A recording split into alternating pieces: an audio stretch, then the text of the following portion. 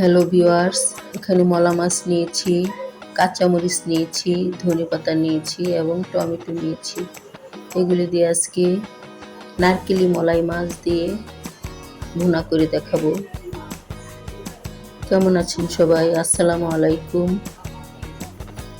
আলহামদুলিল্লাহ, আমি ভালো আছি। ফ্রাই প্যানে পরিমাণ মতো তেল দিয়ে দিলাম, একবারই তেল দিলাম। মাছ ভেজে এই কড়াইয়ে আবার রান্না করব। এই তেলেই আবার রান্না করব।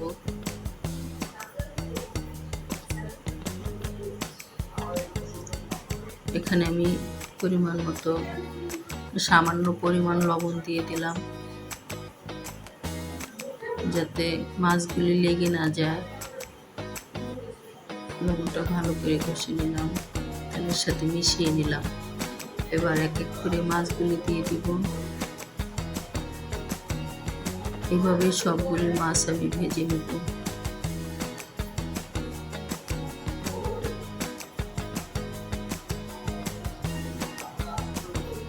আসলে এটা আমি প্রথম খাচ্ছি,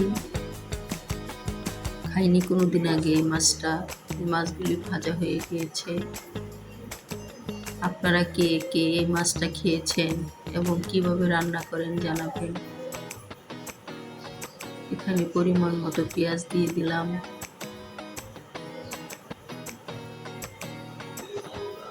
পেঁয়াজটা হালকা লাল করে ভেজে নেব।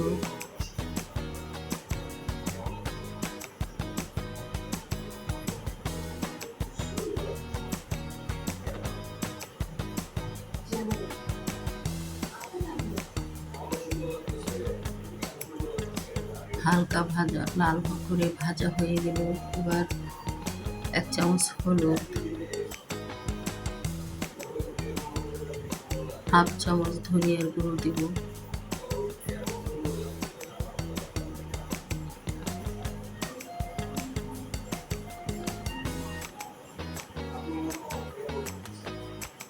এক চামচ মরিচের গুঁড়ো দিলাম।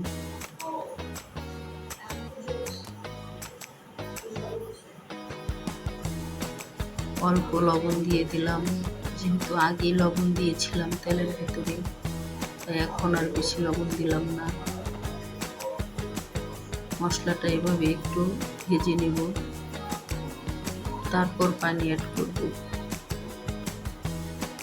এই রেসিপিতে আমি কোনো আদা রসুন বাটা দিব না। পরিমাণ মতো পানি দিয়ে মশলাটা ভালো করে কষিয়ে নেব।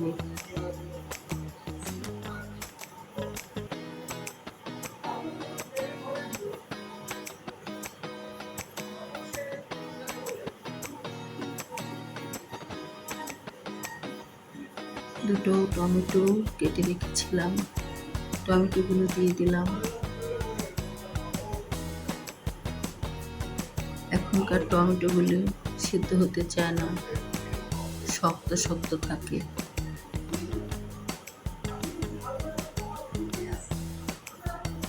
মশলাটা প্রায় কষে এসেছে।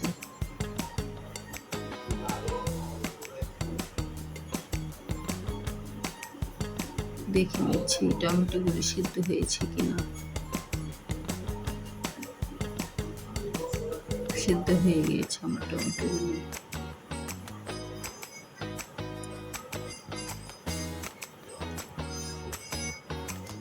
এখন ভেজে রাখা মলা মাছগুলি দিয়ে দিলাম।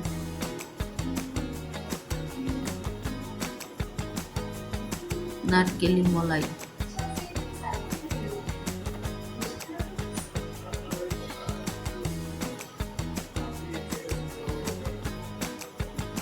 পরিমাণ মতো পানি দিয়ে দিলাম, একটু নেড়ে চেড়ে দিলাম।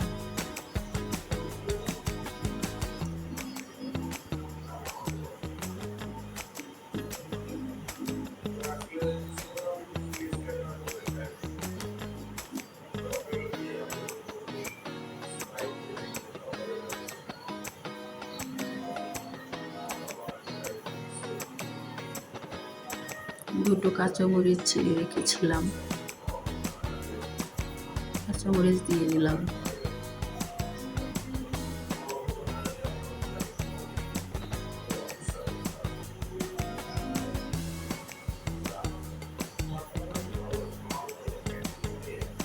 রান্নাটি হয়ে এসেছে, এখন ধনেপাতা দিয়ে দিলাম, অল্প কিছুক্ষণ নেড়েচে তারপর নামিয়ে নেব। আমার হয়ে গেল আজকের রেসিপি কমপ্লিট। কেমন হয়েছে জানাবেন সবাই। রেসিপিটি ভালো লাগলে সাবস্ক্রাইব করে পাশে থাকবেন, বেল আইকনটি চেপে দেবেন যেন পরবর্তী ভিডিও দেওয়ার সাথে সাথে নোটিফিকেশন পেয়ে যান।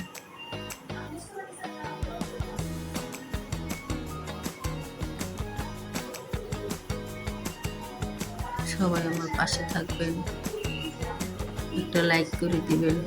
আপনাদের একটা লাইক আমার জন্য ভীষণ উপকারী।